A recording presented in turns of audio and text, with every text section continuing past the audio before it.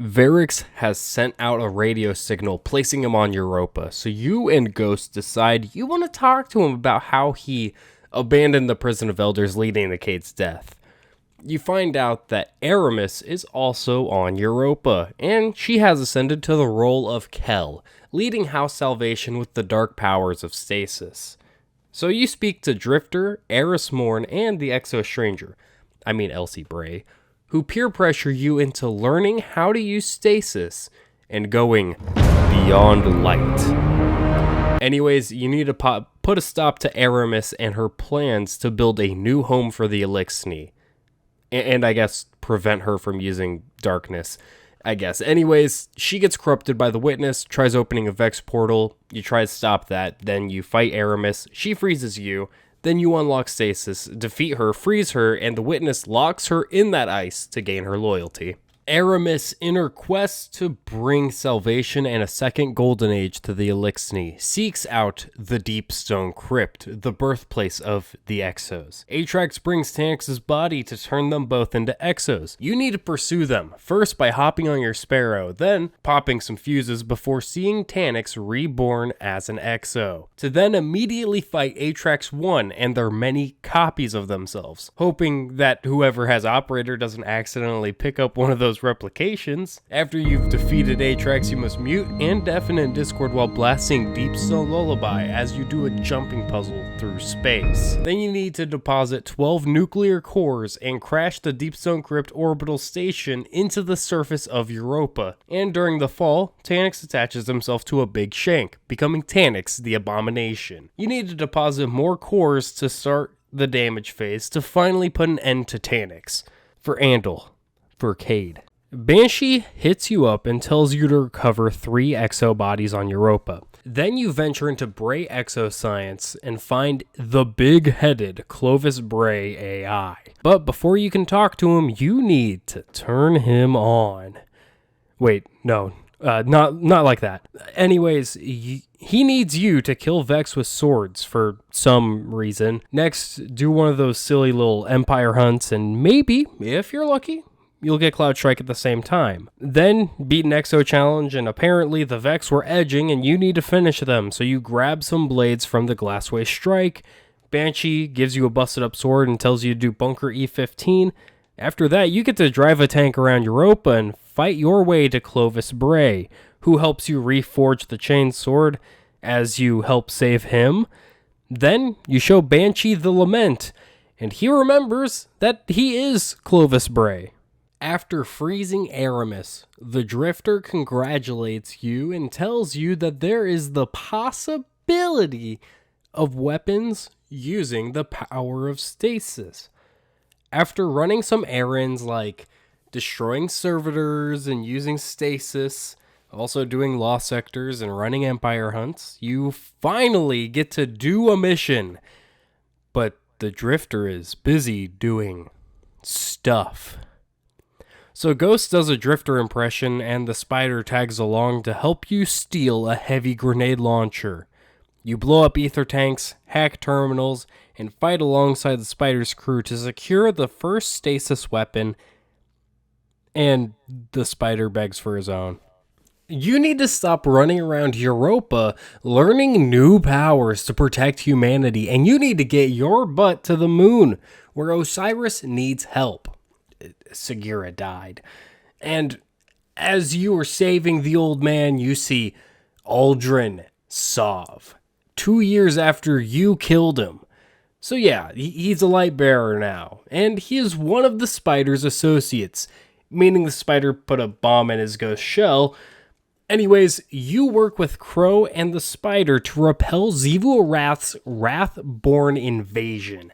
After hunting down high-priority targets in the Tangled Shore and Dreaming City, you kill the High Celebrant, and the Spider rewards you with one of his possessions of your choice. And you choose the Crow, or Aldrin. The Spider is having bad dreams, and asks you to check his closet for any monsters. You find a feather, and apparently, Crow is having strange dreams about hawks in the EDZ. So you two go investigate. Turns out some of Savathun's taken were chowing down on a shard of the Traveler. After clearing them out, you find a hawk moon made out of the Traveler's flesh. Anyways, bust open a fireplace and make your way inside of a dam, clearing out emissaries on the way. No, not that emissary. Anyways, make your way through another jumping puzzle and reach a shard of the Traveler and put an end to the Light Eaters there. And you get a hawk moon with random perks.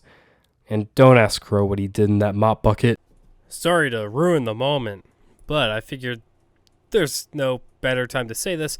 Hey, what's up, guys? If you want advanced GG, great products, energy drinks, help you focus with the focus formula. You also got the amazing hydration products.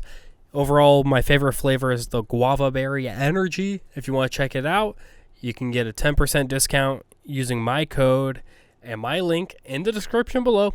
Code is Spycer10. Go check them out. Love them. Anyways, thank you so much. Back to the video. With the arrival of the pyramids and the threat of Xivu Arath looming, Zavala and the new Empress of the Cabal can only agree on one thing. To survive this, Guardians and Cabal need to work together. So Keitel proposes Zavala takes a position on her war council. Zavala said, and I quote, "No. So you need to prove to the Cabal that they ain't shit.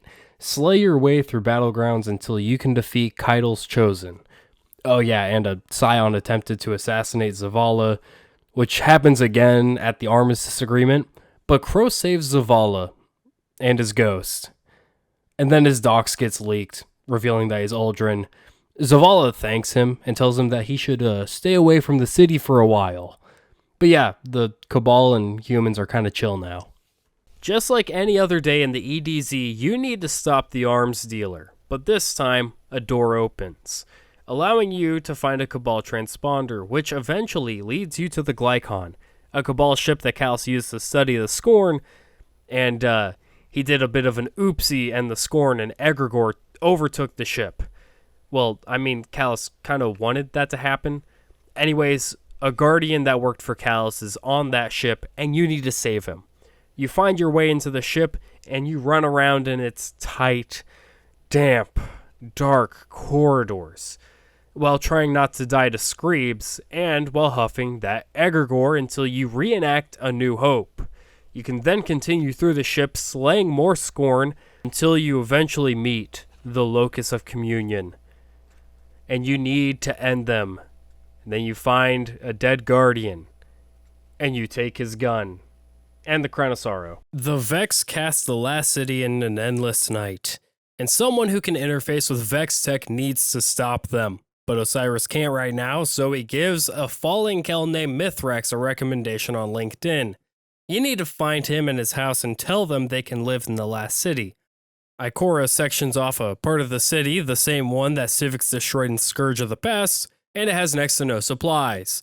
A ton of people are mad that there's Eliksni in the city, including Lakshmi, who believes House Light will burn the city to the ground. Every time you make progress, she calls Mithrax and the rest of the Eliksni evil and worthless because it's still dark outside. Also, Savathun's behind all of this. You kill Quria, and Lakshmi opens a Vex portal in the Eliksni part of the city, admits to doing it in an open broadcast, and says it's Mithrax's fault anyways.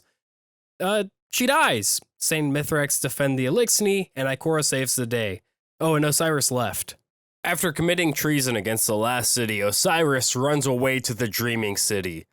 So you and Saint 14 chase him down to find him talking to Mara Sov, where he reveals that he's actually Savathun. These implications for Saint are very interesting. But Savathun promises to give Osiris back if we protect her from the Black Fleet and her sister Xivu Arath, and also get rid of her worm. In order to do this, we need to find the lost Techians in the Ascendant Realm. As the weeks go on and we prepare to excise the worm, Savathun gives Crow all of Uldren's old memories, with surely no consequences. Anyways, like 6 months later, it's time for the ritual. You play a 12-player activity to defend the ritual, then you just kind of twiddle your thumbs until the Witch Queen comes out. Mommy Mara tells you a bedtime story, and then you go on a quest to recover a weapon meant for Uldren Sov. Until he... you know. Anyways, you need to find a bunch of skews to search the ley lines. After aligning a bunch of skews, you get to look at Agar Scepter. But no touching. Do some astral alignment, a strike or two, and then Mara Sov begrudgingly gives you a seal to allow you to touch Uldren's Scepter. But as you attempt to claim it, you get locked in that room. So you need to break the walls down with the Stasis Trace Rifle and fight Kelgarath, finally claiming Agar Scepter for yourself. Wow, Bungie turned 30. And they're throwing a party for Destiny 2 players. Let's see what we can do in this free update that has an optional $25 purchase for a dungeon and a handful of cosmetics. Starting with the free stuff, we got a huge nerfs to Stasis and all abilities across the board, making the Crucible bearable for once. Surely this won't be ruined in 3 months. We also get the Dares of Eternity, a game show hosted by Xur and a horse where you can win prizes from weapons from older Bungie titles, giving us our first legendary trace rifle and our first legendary Tex Mechanical weapon. Oh yeah, also Eager Edge. Wait, the Halo Combat Evolved Magnum is an exotic in Destiny 2? Sick. Plus a ship that is just a rock and a universal helmet ornament that works on all classes? That's pretty sick, dude. After Bungie plundered your wallet for the most expensive dungeon, it's time to play this goofy thing. To start, you need to fill a crystal in the loot cave with your riches. After doing this, a tunnel spawns in the cave, and you go through it to end up in the rusted gangplank. There are definitely no traps around here, so feel free to stand and walk anywhere you want and pull every single lever you see, trust me. Continue on and charge Scorch Cannons to activate nodes. Eventually, you get to find an ogre. You quickly clean it up, then hop on your Sparrow and speed racer your way to dismantle mines, eventually reaching the big crystal skull. Launch the lifeless shells of servitors into a fallen shield. Then you take a grav lift to the final boss, a fallen captain, and Armady. Grab treasures, power crystals. Oh, and hey, do a lost sector afterwards and you get Gallarhorn. After collecting 7 strange coins from Dares of Eternity and doing a few bounties for Starhorse, Xur gives you a key, and you have to take it to the valley. Find the 7 columns and follow them into a cave, and scale the wall before finding a cryopod that suspiciously looks exactly like the chiropod from the opening of Halo Combat Evolved from 2001. Anyways, you find something in it and take it to Banshee. And then you get the Halo Combat Evolved Magnum, which takes special ammo and is called the Forerunner.